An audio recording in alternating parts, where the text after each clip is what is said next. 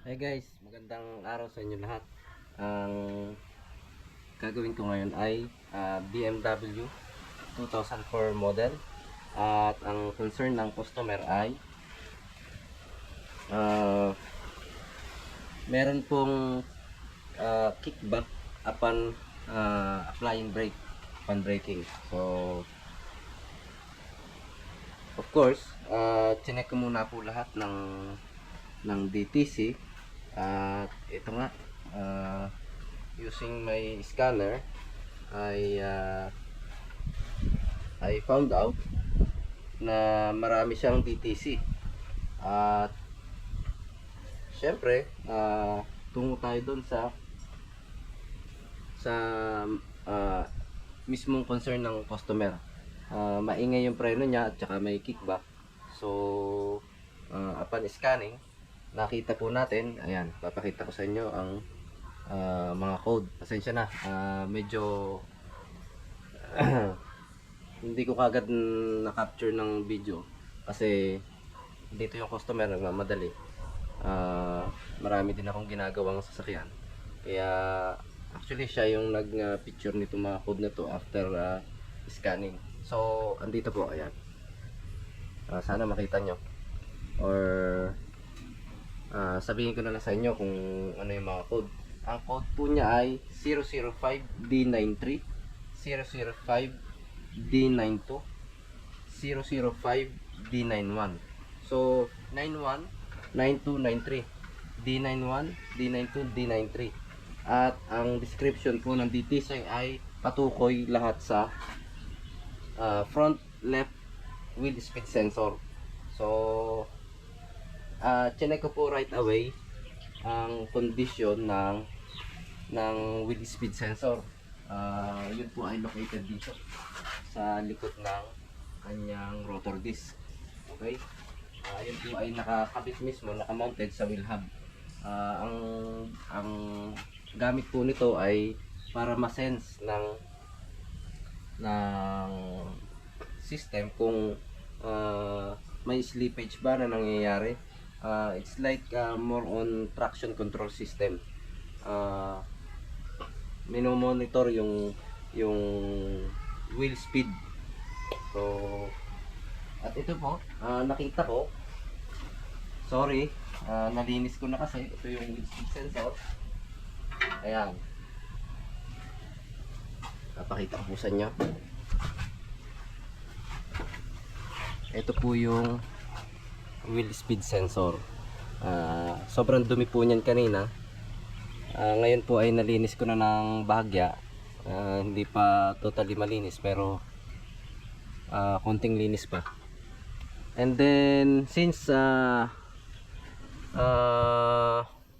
nabaklas ko na rin siya, diretso linis ko na rin po ng gulong. At saka nga pala guys, kapag ka may kickback, kahit na meron tayong code para isang gawaan na rin lang, ay kailangan din natin i-check yung parallelism and run out ng ating rotor disc. Kasi posible din na upon braking magkaroon ng judder or kickback sa brake pedal kung bengkong ang may deformation ang rotor disc. So upon inspection, ayan, gamit ang ating dial gauge. Ayan, makikita nyo, nakamounted dito yung dial gauge. At kailangan natin ikutin ito. So we have to watch. Okay guys, kung paano mag-check ng run out at parallelism ng rotor disc, kailangan 10 mm from the outer edge of the rotor disc. Kailangan doon nakatutok ang pointer. At yung needle kailangan naka-zero dito sa dial gauge. Both of them are exactly at zero position. At iikutin mo yung rotor disc. Ayan. And then simply monitor the movement of the needle. Ayan. Nagmo-move siya konti lang. Tolerable pa rin. Of course, syempre kailangang gagalaw pa rin yan. Pero hindi ganun kalaki. Kasi kapag lumampas ng 0.4 yan, bagsak na sa service limit. So kailangan nang replace ang rotor disc. And guys, ito nga pala yung location ng wheel speed sensor. Andito siya. Andito, exactly. Ayan, andito siya. Ayan. Ayan. So, Allen wrench lang yan ang ginamit kong pantanggal. Tapos nilinis ko na. Ayan. And then, isasabay ko na rin since okay naman ang rotor disc, lilihahin ko na lang yan. At saka itong brake pads, isasabay ko na rin sa linis. Ayan. Medyo marumi na talaga. Hindi lang medyo marumi. Hindi marumi na talaga. Lihahin natin ng konti. At isa pa, yung pulser nga pala guys, nasa loob. Nandito sa loob ng wheel hub. Isa pa yun, sprayan natin ng panlinis ng brake fluid para masense siya ng ating wheel speed sensor. Okay, baka sobrang dumi na rin. At saka syempre, chinek ko na rin guys kung may bungi yung pulser, yung mga ngipin. At luckily wala naman. So linis lang, then erase ng DTC. At i-road test natin kapag naikabit ng lahat ng ito. Okay? Sana linis lang ang remedyo dito. And then kailangan din nating ma-monitor ito using the scanner ng live. Makikita naman natin doon sa monitor kung nagre-read siya ng wheel spinning. Okay? So later guys, papakita ko sa inyo sa end of this video. Okay. Yan na guys. Andito na tayo sa road test. Ayan. Dito na tayo sa tabing highway. Ready for road test na. Nakasalang na rin yung ating scanner. Ayan. At imo-monitor natin yung lahat ng wheel speed sensor, from left front wheel speed sensor, tsaka right front wheel speed sensor, at tsaka yung dalawa sa likod. Okay? So especially yung left front speed sensor kasi siya yung yung may DTC. Okay? So tara, drive na natin. So diyan makikita natin yung value. Sana okay na. Kasi kanina nakita ko ng value sa 4 na yan. Tingin ko naman successful yung ginawa nating paglilinis at saka clearing ng DTC, tsaka reset at yung reprogramming ng ABS modulator unit. Okay? So let's go. Tapos na rin yung initialization. So road test na lang talaga.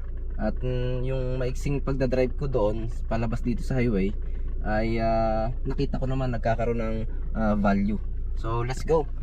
Let's do the test. Okay, itututok ko po yung camera dito sa ating scanner. Sana makita nyo yung value. Okay, let's go.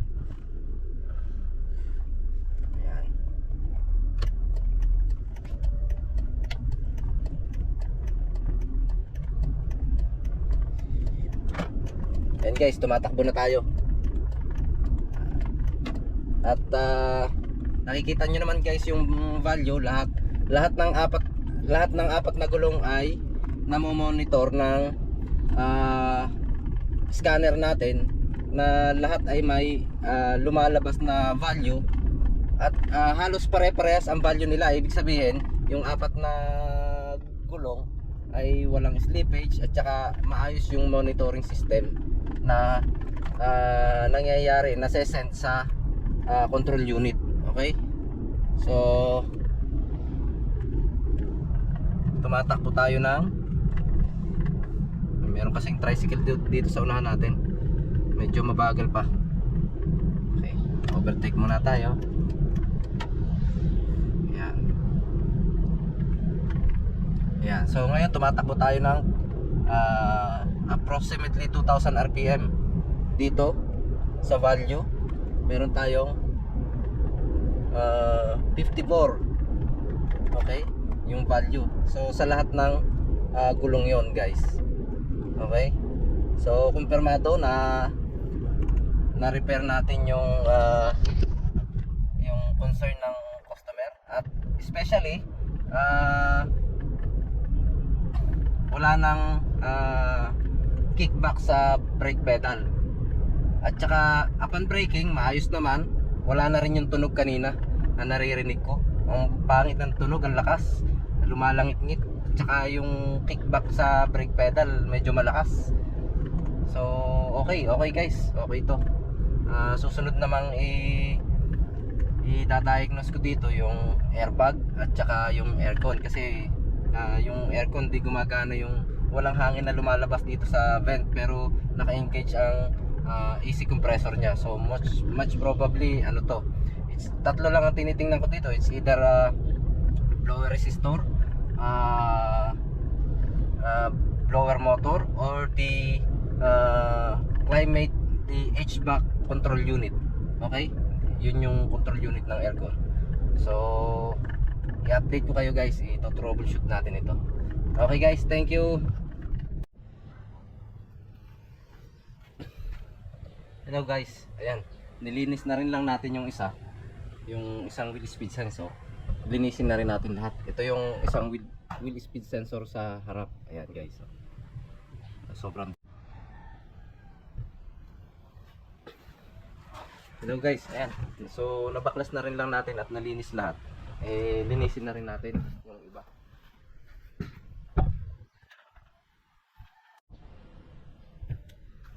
Ayan guys, linisin na rin natin lahat. Nalinis na rin lang natin yung isa. So ito yung isa pang wheel speed sensor. Grabe, sobrang dumi oh. Makikita nyo. Naghalo ang lupa at grasa. Okay, ito yung front right side ng wheel speed sensor. So dito siya nakakabit. Ayan.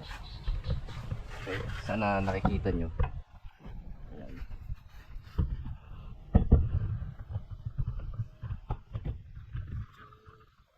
Parang madilim. Okay, so linisin na natin.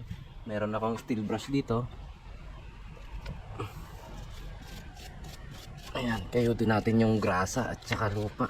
Ano naghalo.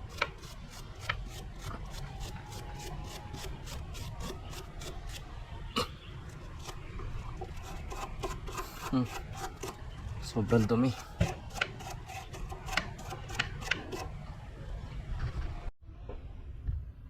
Ito naman guys yung preno sa likod. So kung makikita nyo, meron siya mga hotspot oh. Ayan, yung rotor disc may hotspot siya. So kailangan nating linisin yan, at saka especially itong wheel speed sensor dito sa likod. Kung makikita nyo, masyado na ring madumi. Ayan, ayun yung pulser guys. Ayun, nakikita nyo sa loob yung pulser. Ayun, nasa pinakadulo ng drive shaft. Tuturo ko sa inyo. Ito po yung pulser. Ayan, yan. Ito yung pulser, yung may gear. At ito naman po yung wheel speed sensor. Ayun, kung makikita nyo guys, sobrang dumi ng wheel speed sensor oh. Sana makikita nyo. Lupa no. Babaklastik ko mamaya guys, para mas makita nyo ng maayos. Allen wrench lang yan guys ang kailangan natin gamitin, pero dapat patayo yung Allen wrench dito sa likod dahil medyo malalim. Okay, so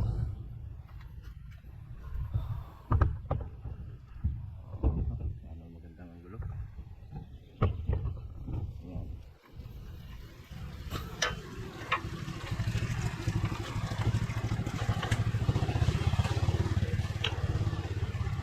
Ayan. Okay, luwagan natin. Ayan,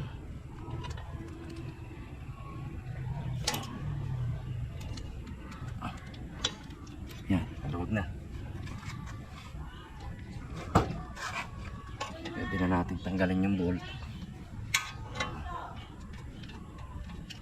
Ito yung Allen bolt. Igutin naman natin yung wheel speed sensor.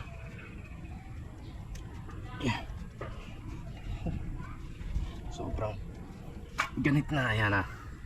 Ito na guys. Ayan na yung wheel speed sensor. Ito. Lupain na. Kaya nagmamalfunction na ang ABS modulator unit dahil hindi niya masense ng maayos yung lahat ng wheel, yung spinning ng gulong. So linisin natin ulit ito. At saka ganun din guys sa kabila. Ayan. Ay, sorry. Ito yung kabila. So ayan, meron ding mga hotspot siya. Patunay lang na nagkakaroon ng dragging ang ang preno. At ito yung isang wheel speed sensor na lilinisin din natin. Okay.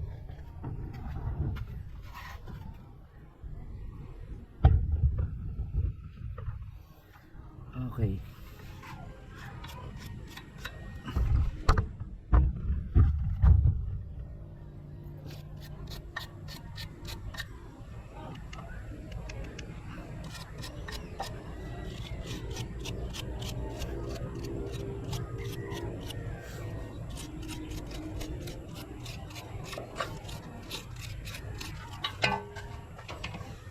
Siyempre para mas madali, gamitan natin ang brake cleaner.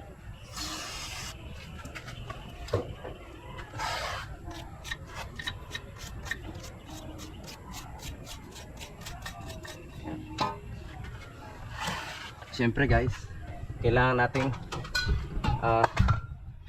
sprayan ng hangin yung pulser para malinis din yung pulser. Ayan.